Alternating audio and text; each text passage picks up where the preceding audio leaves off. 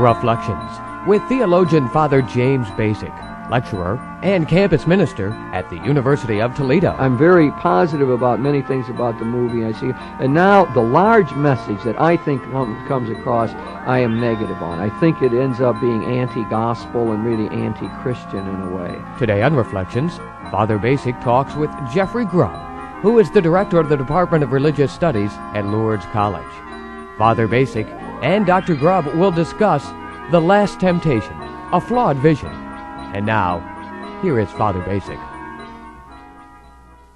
Jeff, one of the things that you and I share is a teaching ministry, our effort to try to teach theology to collegians in many ways. And I guess we're always looking for the touch points with them, trying to tap into their experience and find things that are going on in the culture that we can make use of as we try to clarify what the gospel is all about today. It's one of the ways I think we try to work is to take the meanings that and the values that we find in the scriptures and to relate those to the meanings and values we find in today's culture.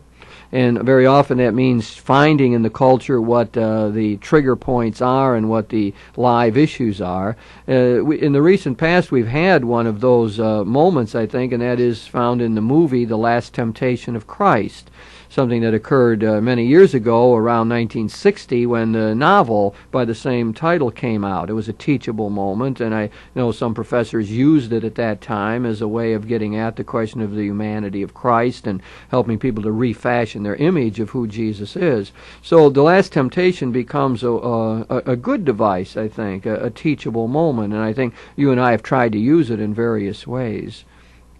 Did you want to comment at all on that? I have someplace else I'm going here yet with this. But, no, I like the idea of a teachable moment. When these things appear in people's consciousness, in people's minds and hearts, that's the time to deal with them. As a teacher, sometimes if I have a particular, I want to talk about grace and nature. Teaching undergrads, not so much my experience at Lourdes College, because my students, many of them are adults, and they already know what that question, they've asked it in another way. But in working with more traditional-aged undergraduates, I've spent a lot of time explaining the question and then answer it. And there's a certain sense where if I have to explain the question, it's maybe not a very important question yet. Right, and we have to find those what we call the existential concerns. Well, I found that many collegians and many other people have not seen the movie. Only a tiny, small percentage of people have seen the movie. It still has been in the news enough to warrant further discussion, and it sort of becomes a jumping-off point for other discussions. For example, you can look at the movie from the viewpoint of the humanity of Jesus. You can say, well, look at here. You've got someone who is, terribly human, who is doubting and searching and who has a sexual life and all of that, and you can use it as a way of talking about the humanity of Jesus. For example, you can look at the movie as trying to say something about how Jesus has made an impact upon cultures ever since. You can begin to look at how Jesus influenced the mind of Nikos Kazantzakis back in the early 50s when he started writing the novel, The Last Temptation of Christ. And you can see that pattern played out in other settings. And we've had artists throughout all of history who have taken Jesus and tried to make him real for that culture, painted him in different ways, sculptures which present him in different modes and so on. So that has always happened. We've had other phenomena like the plays Godspell and Jesus Christ Superstar, which have made quite an impact. That Godspell play and then they were made into movies. Well, that's made a lot of influence on people. So you can look at it in many ways. But the way I want to look at it now is in terms of what overall message does that novel and that movie by the title The Last Temptation of Christ give to us. It's sort of, I want to take a large view of it. And now I become negative about it. I'm very positive about many things about the movie I see. And now the large message that I think comes across, I am negative on. I think it ends up being anti-gospel and really anti-Christian in a way. And maybe I better state my thesis anyway. I think that what it does is suggest that you cannot come to God through the ordinary, that somehow women take men away from God, that somehow sexuality is negative and evil and ends up being a temptation and not a positive part of God's creation. I'm afraid there's an overall perception along that line. And I don't think we're going to be able to clarify that without going through the storyline of the movie. And why don't you help me with this? And why don't you start to recreate some of that, and maybe I'll fill in as you go along. Well, as the movie opens, Jesus is a tormented individual. He has a particular way that his earthiness seems to want to take him, and yet his encounters with God tend to seem rather violent. It's the eagle that sinks its talons into his head, and he wrestles with God in a way that it's a violent sort of thing. It's more that he's being possessed by God, a la The Exorcist, than something that we might find in the Christian scriptures or the history of Christian spirituality. So God is not so much the hound of heaven, but the aggressive eagle, almost a violent eagle. Yes, I think in the history of Christian spirituality, God is something of a seducer. You know, Jeremiah says, "You seduced me, and I've let myself be seduced." But God is, as I understand God in the tradition, is not a rapist, and that's really who God is in this motion picture. Interesting image, yeah. I mean, there's a very forceful, aggressive side. Jesus is always trying to escape from him. He follows him, right? He always hears these footsteps behind him. In the novel, I think that's clear. He hears these footsteps, always being pursued by God, and it scares him. I mean, it's frightening. Now, there is one side of religious experience that is along that line, that the encounter with God is awesome, and carries you away, and I like that side of it. I think that's something we have to hang on to in our tendency to reduce God to a warm fuzzy. We lose the sense of God, that thing we used to call fear of the Lord, which is not so much fear as awe. It's that amazement at who God is and how God is acting in our world, and we never ever want to lose sight of that.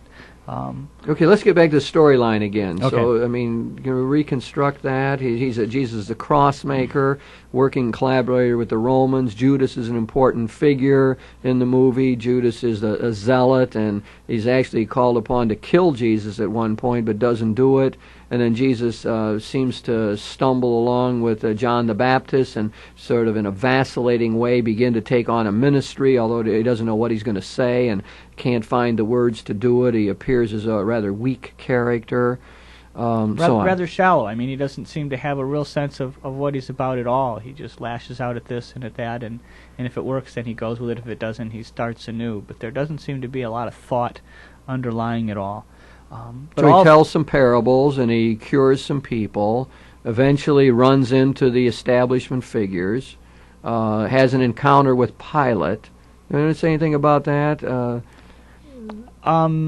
Essentially, it seems that he can back off or he can and do what Pilate wants, or he can move forward with his project. He's awful quiet. I don't know if there's really a good encounter between the two of those people. We know that Pilate was a rather cruel figure historically, and perhaps at times a rather inept governor. I don't know if that really comes across in the movie or not. But anyway, you have that encounter, and Jesus is then sentenced to be executed. And that takes us up now to the crucifixion scene. Can you take us through part of that? As he's nailed to the cross, and it's terribly gruesome and graphic, and there's value in that, and as well as the horrible side of that, I think, to come to appreciate what the crucifixion is. And as he's on the cross and looks around him, he passes out. He begins to hallucinate, and at that point, he finds himself removed from the cross by this young child who purports herself to be an angel. And what he really wanted all along was to go and live with Mary Magdalene. And maybe that's clearer in the book than it is in the movie. He's at least sure that he can save the Magdalene. Whether or not he can do that for other people is not clear to him. But he wants to do the thing that he knows he can do. And he wants to have this family, and he wants to live this normal life. And so he gets down from the cross in this hallucination. Right. I like to call it sort of a death throes fantasy. In many of the reviews, it's called a dream sequence, but I see it more as a death throes fantasy that he goes through. And then Scorsese goes beyond Kazantzakis' novel at this point. I think here he takes greater freedom with the novel and portrays Jesus as making love to Mary Magdalene. By standards today, I suppose a pretty restrained scene, really, and producing a child. And then if I have it all straight, then Mary Magdalene eventually dies, She right? dies, yes. She's killed in a certain sense. I mean, that's the language even that the film uses. And one of the things that's very interesting is that this little girl who's the angel keeps saying to Jesus, there's really only one woman. You see, they have different faces. And that troubled me a great deal. Yeah, what did you make of that? I didn't know really. Is that in the novel? I don't remember if that's in the novel. I don't recall it from the novel. It may well be. There's one woman with many faces. With many faces. And not only were women kind of dragging him down and making him less spiritual, but it took me back to a crude high school kind of sense that all girls are the same, you know. Yeah. They're all the same. Just grab one, you know. Yeah. And that's not really at all what Jesus had to say about what it means to be human, and it really is offensive in the face of the gospel. It's you not know, at that all the plays gospel into my message. thesis there, really, that there is a sort of anti-woman bias in this movie. And that might be one of the places that it comes through. I really hadn't adverted to that before. But it sort of denies the particularity of women. Exactly. I mean, women become a symbol rather than a real person. The movie is very much taken up with a Greek philosophical, knowing that or not, mindful or not, Greek philosophical point of view that the spirit, you know, Plato tells us soma sema, the body is a tomb, you see, and that physical side of you is what drags you down. And even in early Gnosticism, Christian Gnosticism, which picked up some of those Greek ideas, explicitly or not, women are lesser kinds of beings because they're the ones who trap souls in bodies. They're the ones who get pregnant, and they're the ones who give birth to more human beings, souls trapped in bodies. And the name of the game is to escape from the body and to achieve some sort of salvation. The whole Jewishness out of which Jesus worked is lost. You know, when Jesus says, "This is my body," for a Jew, this is me. You know, I am my body. My body is my body's an animated chunk of flesh. There, when I talk about Jesus in the courses I teach, instead of saying incarnation, I often use the phrase enmeatment, and the Word was made meat. It's a rude thing to say, but it makes the earthiness and the reality of it much more graphic, and that's something that we've lost with a kind of a cleaned up language. Well, you're right about the Jewish conception of human nature was very integrated. They saw us as a totality, not a soul stuck in the body as we get from Plato, or enslaved in the body, and salvation means the soul gets out of the body, but you've got a much more integrated sense within the Bible itself that we are in spirited bodies. And that resurrection of the body is one way of talking about our final fulfillment one day. And it's the whole person that's ultimately resurrected, and not simply the soul which goes to live with God. That sort of conception is something that developed in the early Middle Ages to talk about what happens from the moment we bury somebody until the final resurrection. But popularly, that's come to be the end of the story, that the soul is the real me. And I think that's a major flaw in the motion picture, that it fails to see, not only is the Jesus personally not integrated, as he kind of flounders around trying to figure out what he's going to do, but he's not integrated in terms of his body and soul. While we want to say that the interior life and the exterior life of the person, there are some distinctions to be made, we want to distinguish. We don't want to separate. And I think the film does that. It seems to say that to be really divine and to be God is to live in a spiritual kind of way that totally says no to what it means to be human. And I think the whole message of the Incarnation takes us in the other direction. Jeff, let's go back to the storyline of the movie again, where we find Jesus fathering a child with Mary Magdalene, then she dies or is killed, as you said, and then he marries again. And he marries, I forget what Mary and Martha are one. the I know which one's connection, first, yeah, but he ends up with both of them ultimately. Yeah. And here's a sense where he's really wallowing in what it means to be human. He's not only got one wife, he's got two, and he's generating all kinds of kids. You know, here he's really hit the bottom. What could be worse than that? And then in the movie, we see him encounter the Apostle Paul at one point. And I think what we get here is Kazantzakis bow to the notion that somehow Paul established Christianity. So Paul's out there preaching and talking about Jesus as dying on the cross and being raised to life and so on, and putting great emphasis on the crucifixion and the death of the Lord, and so on. And then Jesus passes by while Paul is preaching, right, and makes some comment like, well, that's not how it is at all. There's very interesting interplay there, but there has always been that, not always, but in our own time, that notion that somehow Paul was the real founder of Christianity, that he deviated from what Jesus was really all about. And I think you get a little echo of that in the movie. Yeah, Paul comes off as sort of a first-century televangelist in some sense, very slick, and he's got something to sell, and it doesn't matter if it corresponds with the original thing at all. There's in fact, he says that, doesn't he? Oh, yeah. Well, it doesn't matter if that's how it went or not. What matters is what I'm preaching and what the people believe. And again, a more contemporary kind of notion that the historical Jesus isn't as important as the message that eventually develops, and if the message sells, then that's all that really matters, is that we can sell this stuff about him. And then you lose the historical rootings for this, which we think is essential to the Christ of faith. The Christ of faith cannot be manufactured. It's got to be connected in with the historical Jesus. There has to be an integration. You made a number of comments there. I want to finish. So then let's finish this story how it goes in the movie. Sure. So now he marries those two, or is sexually involved with those two, and then reaches a ripe old age, and he's lying on his deathbed, it appears, and, right. and the insurrection with the Romans, I think, is going on outside, and eventually his disciples find him. And Judas comes in, who's a major figure in the movie. And the best figure in that particular motion picture, not in the historical story, but in that motion picture. He's the most appealing character for me. And he's angry. And the disciples are angry. We got to say why Judas is angry, because in the movie, as in the novel also, Jesus gets Judas to betray him. Jesus makes a decision that he must go to his death as part of the divine plan here, but to accomplish that, he gets Judas to betray him, and Judas doesn't want to do that. And when Judas comes into Jesus on his deathbed there, he makes reference to this, right? I don't remember the exact words, but it is something like, well, you made me do this. You know, you got me into this, and then you're coming down off the cross and living out this fantasy life here. And it's at that moment that there's some realization of who's who, and this young angel eventually reveals herself to be the evil one.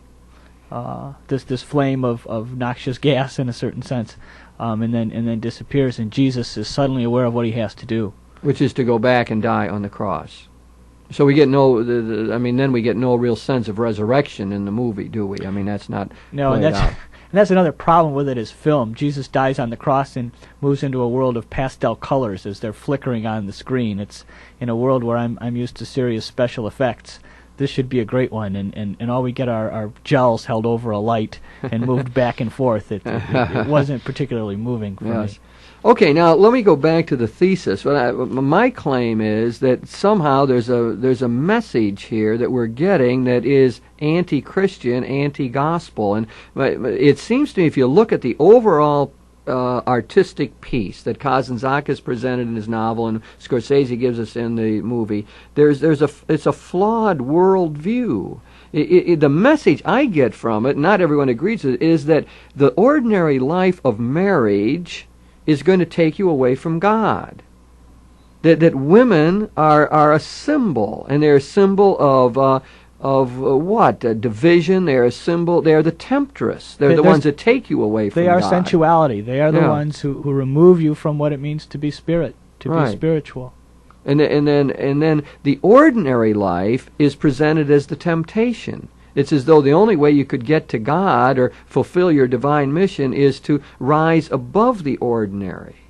And in my theology, and what I think it corresponds with more what we get in the Gospels and the long Christian tradition, is that God can be found in the ordinary. That everything human is potentially revelatory. That men and women are complementary and are made in God's image and likeness, and that the sexual attraction and sexuality itself has an essential goodness about it.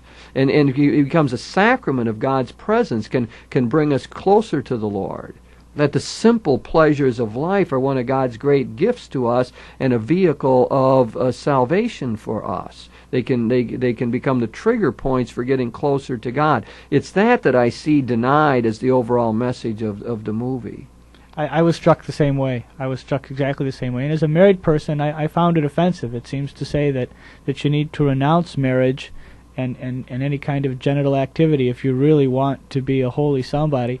And my own experience is that it's precisely through that relationship with my wife that my own spirituality has been developed, that it's precisely in that passion where I discover Christ's love for me. That's not to say that while we make love, I think about that, but as I look back over that as a feature of my life, I do see it there. I do see it there. It has it's sacraments. Let's go back to Kazantzakis, because I think he's the genius here, and he's the one who is struggling with all of this. And in the prologue to the novel, he really tells us what this is all about. He is struggling, and I think you see this in Zorba the Greek as well, with this Greek dualism. So he is a Greek writer, and he's the heir to the Platonic tradition. And the question is, how do soul and body go together? Is the soul simply stuck in the body like a prison, entombed there? And so Kazantzakis says he wants to figure out how to make the soul and body be in harmony so that they're not enemies but fellow workers. That's his passion, to figure out how to get those two things together, to get a more integrated sense. And so I think his sense is, now let's look at Jesus. He feels that there's something about the memory of Jesus that can help him here. He's a member of the Orthodox Church, although not a standard practicing kind of member the way I understand it anyway. In fact, when he finally wrote the novel, he was excommunicated from the Orthodox Church, so his views were seen to be deviating from the norm. But he's fascinated by Jesus, and he has a sense that Christ has something to tell us about how to get it together. How do you get body and soul together? How do you live in greater harmony and integration? Which is something I think we can resonate with. That might be one of the fascinations of the novel and of the book, that everyone's trying to figure that out. How do you get the body to be a real symbol of the soul? How do you get together so that all of it is working in some sort of consort here, so we are more effective human beings? And I think that, if you go back to the Gospels, Jesus is presented as a person who makes a difference with individuals. He has an impact on everyone he meets. And I think part of that is because he was an integrated person. But as you pointed out, in the movie, he doesn't come across that way. He's weak and vacillating, but he's also got, I don't forget how you said it, I liked it at the time, but there's sort of a division in him. I don't mind in the movie that Jesus is in a sense weak, that he struggles. I like that about Jesus, but I don't think that all of his parts are together in the struggle, and he's not dealt with, in a certain sense, what we all, I think, deal with as we go through adolescence. I don't know if Jesus has come to, classically they call some sort of identity. I don't think he knows who he is, and my suspicion is, as Jesus develops, and it's just a suspicion because I don't know how you document this, but as he came to know himself, he came to discover the unique person that he is, just as we do. Now, there's another dimension to who Jesus is, obviously, and as a Catholic and a Christian, I think, than there is to be found in me. But nonetheless, he discovers that and has to integrate that in the same way. And I suspect that he would have come to terms, at least as much as any of us come to terms with it, before he began his public preaching.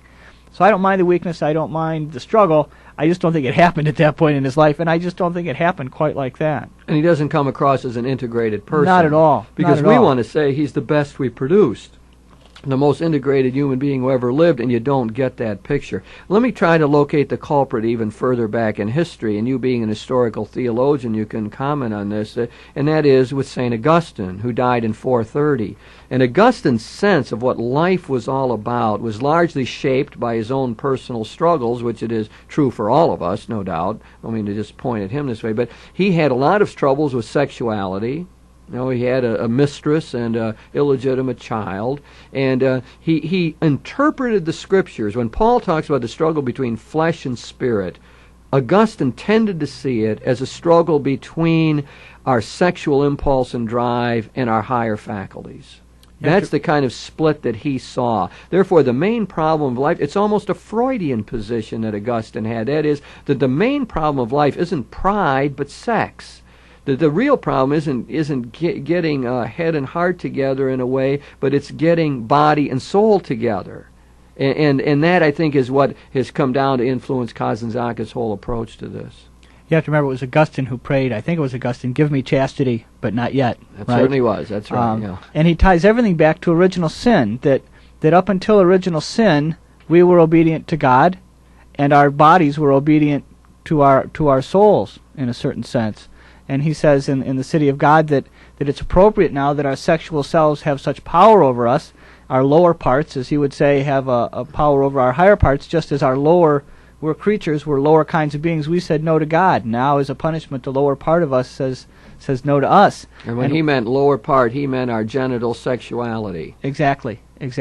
And for him, there was no kind of sexual urge that existed before original sin. That's all a function afterwards. Certainly people would procreate, but there would be no passion or no pleasure involved with it. It would be, you would have control of your genitals just as you have controls over your arms and legs, and you would simply couple and say thanks very much and move on. Augustine is a rich and complex thinker and the most influential theologian in history, and it's hard to just pick out one idea and say that's his total position. But on sexuality, we do find a lot of negative notions. One is that people, for example, married couples who would have sexual intercourse apart from the intention of procreating a child would be at least guilty of venial sin, I think was one of his positions. And therefore, I mean, you begin to see this influence, and I think that's what's coming down into the movie in a sense. It's an anti-body, anti-sexual, anti-woman sort of message that Kazantzakis had from his own training, I think. And, I don't know that directly, but it just seems to me that's in part of his worldview. I don't think it's improper to infer that from what we see there. I can't imagine another kind of explanation for it at all. And yet he had that urge to do exactly what we all want to do, and that is to integrate body and soul. And I think he didn't know really how to go about doing that. There wasn't, no. And again, the urge that he starts with in the book is precisely to do that, but I don't think in the book or the film he's successful ultimately. I think that the brokenness overcomes the urge for holism. So what we've got here is a whole discussion on this movie, The Last Temptation of Christ. I don't think it's crucial that one has seen the movie to realize that it provides a teachable moment, a great chance to reflect on Jesus Christ, who he is for us, and how we respond to him, how his image is continuing present in our own culture, and so on. But like every artistic work, and it's not meant to be faithful to the Gospels, it's Kazantzakis' own sense of here's how Jesus has made an impact on me, and that's great, and I think we all do that, and we all should do that. How does Jesus help me sort out my life and make sense of what I'm doing? But when an artist gives us a vision of life, and I think it's a flawed vision in this case that we get from The Last Temptation. And the flaw is precisely that it fails to recognize the import of the incarnation. The incarnation means that God became a human being, pitched his tent in our midst, walked around as one of us. And it means that matter is good and sacred. It means that the body is part of God's creation. It means that sexuality has an essential goodness. And it seems to me that is the real Christian vision that we want to proclaim.